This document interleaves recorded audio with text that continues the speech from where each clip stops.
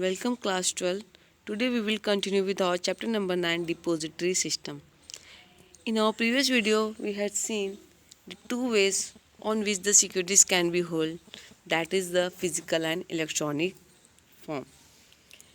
In physical form we have seen there has a lots of risk to hold the securities in the form of paper. अगर paper form में हम कोई भी securities को hold करके रखते हैं so there has a lots of the risk disadvantages of there. पहला डिसएडवांटेज क्या था कि हमने देखा था उसमें रिस्क होता है loss by fire, loss due to the stolen, और अगर डैमेज हो गया, टॉर्न हो गया, मिसप्लेस हो गया, कहीं खो गया. Okay, so there has a lots of risk, बहुत सारे रिस्क होते थे. और उसके बाद अगर वो घूम गया so then they have to again apply in to the company में फिर से उन्हें अप्लाई करना पड़ता था. So take the longer period to complete the all procedure. Duplicate certificate again allot करने के लिए या फिर अगेन इशू करने के लिए it's take a long period and lots of efforts. Okay, then it also take the time. बहुत time लगता था, 2 से 2.5 महीने लग जाते थे किसी भी सिक्योरिटीज़ को अलॉट होने में. So there has also disadvantage in delay of allotment of securities. Then if anyone want to transfer their shares और कोई डिकीज पर्सन है उसके शेयर्स को ट्रांसमिशन करना है so it also take the long procedure, बहुत ही लंबा टाइम लगता था. So there has a delay in the transfer and transmission of securities. Okay, if it is in a physical form, अगर फिजिकल सर्टिफिकेट है, अगर फिजिकल फॉर्म में है तो बहुत ज़्यादा टाइम लगता था. Then there is the also risk of the bad delivery का भी रिस्क होता था. अगर वो प्रॉपरली जो भी पेपर है, जो भी सर्टिफिकेट है, अगर प्रॉपरली उसको एनवेलप में नहीं डाला या फिर कुछ प्रॉपरली उन्होंने एनवेलप में डाल के भी अगर वो फट गया या फिर फोल्ड हो गया सो वो भी बहुत बैड इंप्रेशन क्रिएट करता था. किसके माइंड पे? इन्वेस्टर्स के, जो भी जिन्होंने पैसे इन्वेस्ट किए हैं उनके माइंड पे बैड इम्पैक्ट करे. कंपनी मतलब कंपनी तो कुछ ध्यान नहीं रखती है, कंपनी केयरलेस है, ऐसे ही फटा हुआ मुड़ा हुआ क्या कर रही है, शेयर सर्टिफिकेट दे रही है, या फिर उसमें कुछ मिस्टेक्स आ गई है, कुछ फॉर्ज्ड एलिमेंट्स आ गए हैं, कोई डुप्लीकेट ऐसे किसी भी कंपनी का ऐसे उठा के उन्होंने कॉपी कर लिया है. तो ये सारी बातों का बहुत गहरा प्रभाव पड़ता था. तो ये जो फिजिकल फॉर्म में जो भी पेपर वर्क होते थे, जो भी पेपर सर्टिफिकेट होते थे, फिजिकल फॉर्म में जब रहते थे तो ऐसे बहुत सारे रिस्क, बहुत सारे डिसएडवांटेजेस थी. तो ये सारे रिस्क को, इस सारे डिसएडवांटेज को रिमूव करने के लिए हमारे शेयर मार्केट में क्या किया गया कि जितने भी ऑफलाइन प्रोसीजर्स है, जितने पेपर फॉर्म थे उसको कन्वर्ट कर दिया किस में? ऑनलाइन प्रोसेस में. मतलब पेपर फॉर्म से किस में कन्वर्ट हो गए? इलेक्ट्रॉनिक फॉर्म में. ऑफलाइन से किस में कन्वर्ट हो गए? ऑनलाइन में. And that is known as the dematerialization. That is known as the dematerialization, कि किसी भी पेपर फॉर्म को इलेक्ट्रॉनिक फॉर्म में कन्वर्ट कर देना, it is known as the dematerialization. एक जो ऑफलाइन प्रोसेस चलता था हमारा, जो हैंडलिंग प्रोसेस चलता था पेपर सर्टिफिकेट का, हैंडलिंग प्रोसीजर जो था हैंड ओवर करने का, उसको कन्वर्ट करके ऑनलाइन कर दिया. वो हो गया हमारा डीमटेरियलाइजेशन. मतलब जो मटेरियल जो हम प्रोवाइड करते थे उसको ऑनलाइन कर दिया, इलेक्ट्रॉनिक फॉर्म में कन्वर्ट कर दिया. ओके, सो डिपॉजिटरी भी क्या है? डिपॉजिट सिस्टम भी एक ऐसे ही एक सिस्टम है. ये भी एक ऐसी वर्क फॉर्म करती है, एक सेंट्रलाइज सिस्टम है जो जितनी भी सिक्योरिटीज़, जितनी भी ट्रेडिंग होती है सिक्योरिटीज़ की, वो किसके थ्रू होने लगी? By the electronic. एक इलेक्ट्रॉनिक वे से क्या होने लगा? उनका ट्रेडिंग होने लगा. मतलब जो भी शेयर्स, डिबेंचर्स, बॉन्ड्स, जिनका इसका जो भी ट्रेडिंग होने लगी, जो भी कमर्शियलाइजेशन होने लगा बाय द इलेक्ट्रॉनिक वे, ये सब किसके थ्रू होने लगे? By the electronic way. Means it will be done through the depository. वो किससे अब होगा? डिपॉजिटरी के थ्रू होगा. ये डिपॉजिटरी है क्या? अभी depository it is a kind of a system, एक तरह का सिस्टम है which hold the shares and securities. ये क्या है? करता है जितनी भी शेयर सिक्योरिटीज है उसको होल्ड करके रखेगा इन electronic form, in the form of the electronic account, एक इलेक्ट्रॉनिक अकाउंट के में एक इलेक्ट्रॉनिक अकाउंट में इलेक्ट्रॉनिक फॉर्म में होल्ड करके रखेगा, that is the depository system. Okay, मतलब जैसे ही एक बैंक कैसे होता है, जैसे कि बैंक होल्ड करता है, like bank hold the customers money in a saving account, like that deposit system also hold the shares and securities in electronic form। उसी तरह से डिपॉजिट सिस्टम भी क्या करता है, जो भी शेयर्स एंड सिक्योरिटीज है उसको भी इलेक्ट्रॉनिक फॉर्म में इलेक्ट्रॉनिक अकाउंट में होल्ड करके रखेगा, that is the only deposit system. So deposit system का मीनिंग यही है कि under deposit system securities are held in electronic form. Deposit system में जितनी भी सिक्योरिटीज है, जितनी भी डिपॉजिटरी रहेंगी इन्वेस्टर्स की, उसको इलेक्ट्रॉनिक फॉर्म में होल्ड करके रखना, मतलब पूरी तरह से रिमूव कर देना पेपर फॉर्म को, that is known as the deposit system. The transfer and settlement of securities, allotment of securities, this all work, इस जितने भी तमाम वक्त all work are done electronically, सब किस में होने लगे, electronically. The deposit system maintain account, deposit system क्या करने लगा, ये अकाउंट बनाने लगा, किसका, शेयर होल्डर्स का। Deposit system it maintain the account of the share holders and they enable the transfer of shares, transmission of shares, they also get available dividend of the share holder, share holder के जो उसके dividend थे उसको collect करवाना, उनको bonus share provide करना, ये सब किसके थ्रू करने लगा, थ्रू द इलेक्ट्रॉनिक वे। सब कुछ किससे होने लगा, इलेक्ट्रॉनिकली सब होने लगा। Okay, so this system is also called as the scriptless trading system. इसको क्या नाम दिया गया, स्क्रिप्टलेस ट्रेडिंग सिस्टम बोला गया, मतलब without paper work. Okay, means paperless trading system हो गया ये। अभी डिपॉजिट सिस्टम इंडिया में आया कब, this deposit system introduce in India 1996 after passing the depository act. जब डिपॉजिटरी एक्ट पास हुआ 1996 में, उसके बाद डिपॉजिट सिस्टम हमारे इंडिया में आया।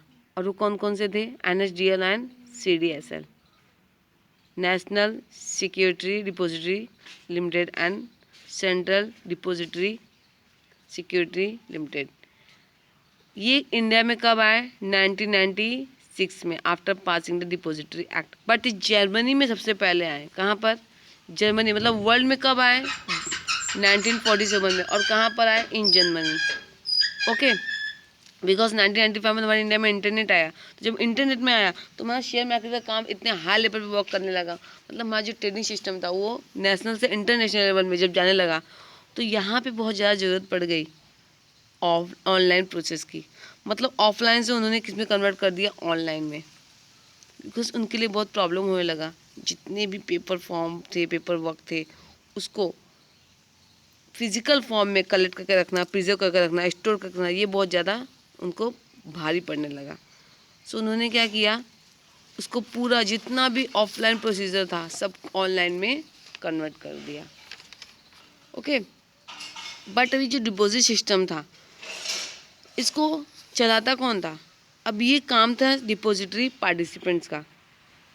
बड़े डिपॉजिट पार्टिसिपेंट, इनका रजिस्टर्ड होना बहुत ही मस्ट था, द मस्ट बी रजिस्टर्स, इनका रजिस्टर होना बहुत ही ज़रूरी होगा, जो भी डिपॉजिट पार्टिसिपेंट होंगे। डिपॉजिट सिस्टम में वर्क करने वाले जो भी परफॉर्मर होंगे, depository participant, they must be registered, वो क्या होने चाहिए, रजिस्टर होने चाहिए। They act as a link between the depository and the investors, वो जो डिपॉजिटरी होती है, मतलब जो भी सिक्योरिटीज होती है और जो इन्वेस्टर्स होते हैं, उन दोनों के बीच में ये एक as a link work perform करते हैं। They are known as the depository participant. अब वो कौन हो सकते हैं, एजेंट भी हो सकते हैं, फाइनेंशियल इंस्टीट्यूशन भी हो सकती है, ब्रोकर्स भी हो सकते हैं, कोई भी जो भी रजिस्टर्ड होंगे। ओके, नाउ भी देखो डिपॉजिट सिस्टम्स, बैंक, ये दोनों सेम वे में परफॉर्म करते हैं। अभी इनमें क्या क्या डिफरेंस है, क्या क्या समानता अभी देख लेते हैं। फर्स्ट, डिपॉजिट सिस्टम ये क्या करता है, it keeps the security safe. हमको पता है कि जितनी भी सिक्योरिटीज हैं वो इलेक्ट्रॉनिकली वो क्या करता है, होल्ड करके रखता है। All the securities and securities it hold in electronic form, safe करके रखता है। ओके, बैंक भी वही करती है, bank also keep the money safe in the customers account, customers के अकाउंट में क्या करेगी, सेफली रखती है, प्रिजर्व करके रखती है। Securities are held in accounts having unique ID. Securities ये क्या करके रखती है, ये क्या प्रोवाइड करती हैं, depository systems, they provide a one unique ID. ये हर सिक्योरिटी के लिए क्या करेंगे, एक यूनिक आईडी प्रोवाइड करेंगे। बैंक क्या प्रोवाइड करेंगी, बैंक प्रोवाइड करता है एक unique account number, unique account number provide करता है। डिपॉजिट सिस्टम, यहाँ पे किसी भी सिक्योरिटीज़ का कोई भी फिजिकल हैंडलिंग नहीं होगा during the allotment, during the transfer, during the transfer. या फिर बात करें किसी को जैसे कोई डिकेज्ड पर्सन हो गया, इंस्टॉलमेंट हो गया, तो उसके जो भी लीगल रिप्रेजेंटेटिव है उसको ट्रांसफ़र करने के लिए या फिर डुप्लीकेट सर्टिफिकेट के लिए, उसके लिए कोई भी फिजिकल फॉर्म का यूज़ होना बंद हो गया। Means there has no any physical handling, physically तो कुछ दिया ही नहीं जाता, सब कुछ ऑनलाइन, सब कुछ इलेक्ट्रॉनिकली होता है। बैंक में भी वही होता है, सब ऑनलाइन इलेक्ट्रॉनिक फॉर्म में क्या होता है, एक अकाउंट से दूसरे अकाउंट में सब ट्रांसफ़र कर दिए जाते हैं। क्या, पैसे, जो भी मनी होता है, अगर हम जो भी अकाउंट होल्डर अगर वो चाहता है अपने अकाउंट को, अब सॉरी अपने जो फंड है उसको अपने अकाउंट से किसी और के अकाउंट में ट्रांसफ़र करने के लिए, तो उसको वो ऑनलाइन ऑटोमेटिकली क्या होता है, एक अकाउंट से दूसरे अकाउंट में ट्रांसफ़र हो जाता है। So there is also no physical handling of money. यहाँ भी बैंक भी वही सिस्टम प्रोवाइड करती है, फिजिकल हैंडलिंग प्रोवाइड ही नहीं करती है। मतलब एक पर्सन दूसरे पर्सन के अकाउंट में जाके पैसे नहीं डालता, ऑटोमेटिकली क्या होता है, एक अकाउंट से दूसरे अकाउंट में इलेक्ट्रॉनिक वे में ट्रांसफ़र हो जाता है। So there has no any physical handling. Then the transfer of securities between account is done. एक अकाउंट दूसरे अकाउंट में इजीली क्या होता है, सिक्योरिटीज ट्रांसफ़र हो जाती है थ्रू द डिपॉजिटरी। बैंक के थ्रू भी तो यही होता है, एक अकाउंट से दूसरे अकाउंट में फ़ंड ट्रांसफ़र हो जाता है बाय द बैंक। ओके, अभी डिपॉजिट सिस्टम है क्या, मैंने आपको बता दिया। डिपॉजिट सिस्टम ये शेयर्स और सिक्योरिटीज़ को होल्ड करके रखता है इलेक्ट्रॉनिक फॉर्म में। Means there has the custodian of the securities, there has the custodian of the securities in the electronic form. Online form में या फिर इलेक्ट्रॉनिक फॉर्म में क्या होता है, जो भी सिक्योरिटी होती है उसकी कस्टडी किसके पास होती है, डिपॉजिटरी सिस्टम के पास। So depository is the custodian of the securities in the electronic form, and the depository participants act as a link between the depository and the investors। जो भी डिपॉजिटरी होगी, मतलब वो डिपॉजिटरी जिसके पास सिक्योरिटीज़ की custody है उनके बीच में और इन्वेस्टर्स के बीच में एज अ एजेंट और as a participant, as a link कौन वर्क परफॉर्म करता है, डिपॉजिटरी पार्टिसिपेंट। मतलब जो भी डिपॉजिटरी है, मैंने बताया था आपको हमारी इंडिया में 2 depository, NSDL and CDSL, they work as a depository in India. Okay, अब जो भी सिक्योरिटीज़ है, जितनी भी सिक्योरिटीज़ है उसकी कस्टडी किसके पास होएगी, NSDL और CDSL के पास। तो जो भी डिपॉजिटरी पार्टिसिपेंट होंगे, जो भी रजिस्टर्ड डिपॉजिटरी पार्टिसिपेंट होंगे डिपॉजिटरी ऑफ द NSDL और CDSL के, they act as a link between the NSDL and CDSL, NSDL और CDSL और उनके इन्वेस्टर्स के बीच में एज अ लिंक ये वर्क परफॉर्म करेंगे। Means the deposit participant act as the link between the depository जो कि NSDL और CDSL है और इन्वेस्टर्स, उन दोनों के बीच में एज अ लिंक ये वर्क परफॉर्म करेंगे। Okay, now there are some importance of the deposit system. See what they are. Deposit system has a very important role. इनका बहुत ही important और significant रोल है कैपिटल मार्केट में। Share market में इनका बहुत ही important रोल है, बिकॉज पहला कि इन्होंने क्या, इनका पहला एम क्या था, to reduce the paper work को रिड्यूस कर देना पूरी तरह से, स्क्रिप्ट बेस्ड सिस्टम बना देना एकदम, मतलब स्क्रिप्ट लेस बोलते हैं ना, स्क्रिप्ट लेस सिस्टम, जहाँ पे पेपर की कोई ज़रूरत ही नहीं, इस पेपरलेस वर्क कर दिया उन्होंने। अब उस पेपर लेस वजह होने की वजह से जो ट्रेडिंग क्या हो गई, वो क्या हो गई, फास्ट हो गई। प्रोसीजर क्या होगा उनका, फास्ट हो गया, मतलब बहुत स्कोप मिल गया पेपरलेस ट्रेडिंग की वजह से। Thereafter it leads to the elimination of the storage and handling of certificate. अगर पेपर फॉर्म में हम हैंडलिंग करते हैं so definitely we need a storage, हमको ज़्यादा जगह की जरूरत पड़ेगी, स्टोरेज की जरूरत पड़ेगी। अभी शेयर मार्केट इतनी क्वांटिटी में ट्रेडिंग करता है और ओके इतनी रैपिडनेस के साथ ट्रेडिंग कर रहा है, सो डेफिनेटली उनको बहुत ही, अगर पेपर फॉर्म में करता तो बहुत स्टोरेज की ज़रूरत पड़ती। तो इस डिपॉजिटरी सिस्टम के आने से यहाँ पे क्या हो गया, जो भी पेपर वर्क था, जो भी स्क्रिप्ट बेस्ड सिस्टम था वो पूरी तरह से एलिमिनेट कर दिया गया। स्टोरेज की जगह ही नहीं थी, स्टोरेज की ज़रूरत ही नहीं पड़ी। मतलब पेपर को, जो भी सर्टिफिकेट है, जो भी डॉक्यूमेंट है, उसको प्रिजर्व करने की ज़रूरत ही नहीं पड़ी फिजिकल फॉर्म में। जो भी सर्टिफिकेट हैंड ओवर किए जाते थे, हैंडलिंग किए जाते थे, उनको प्रिजर्व करने की ज़रूरत नहीं पड़ी।